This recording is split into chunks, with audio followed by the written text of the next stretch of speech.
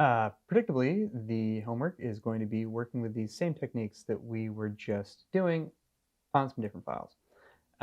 So we'll be doing dodging and burning via curves and then also some methods of selecting. So there are sample files for this. In the sample files folder, they're called like files for assignment 5 or something super creative like that. So go in, dodge and burn. There is a, let me pull up the image. This is the image, right? The foreground of that table is blown out. The people are a little dim, I would say more so on the right side than on the left side. So bring down that foreground and middle of the table and bring up the people, right? So you use two different curves layers. You'll name them properly. You'll start out by making that like marching ants marquee selection, doing the initial curves adjustment, clearing out that marquee mask, going back in and brushing in your adjustment. So make sure that you have a soft, low flow brush. Make sure that you check your mask by option clicking on it now and then. Make sure that everything is properly named. You don't have any holes or weirdness or bumpy, turdy things, all that good stuff. So that's the first one. Selection. For the selection aspect, let me go back to those files. Have files week 6. So there are two ones you're going to use for selection.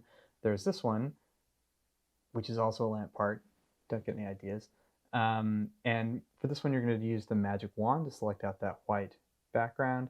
Now, again, right, adjust your tolerances need be. Be aware that you will probably need to go in and do some brush work afterwards to sort of fix the edges, right? Looking at this, I can tell that these areas are pretty close in value to the background, so it may pick up some of that.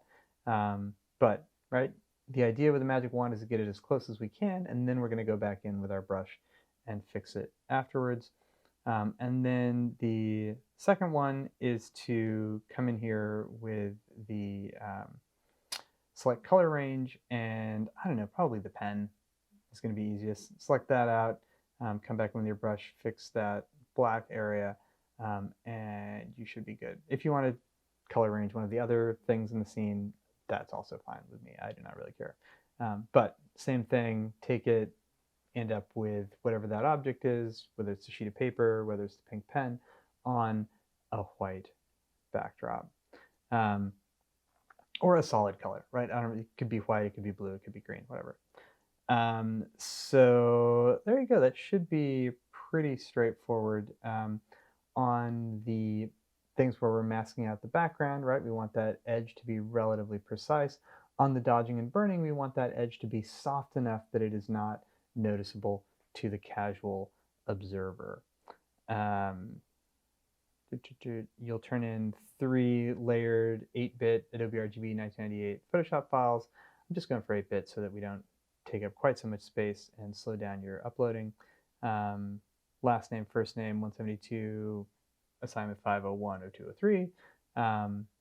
Yeah, that's it.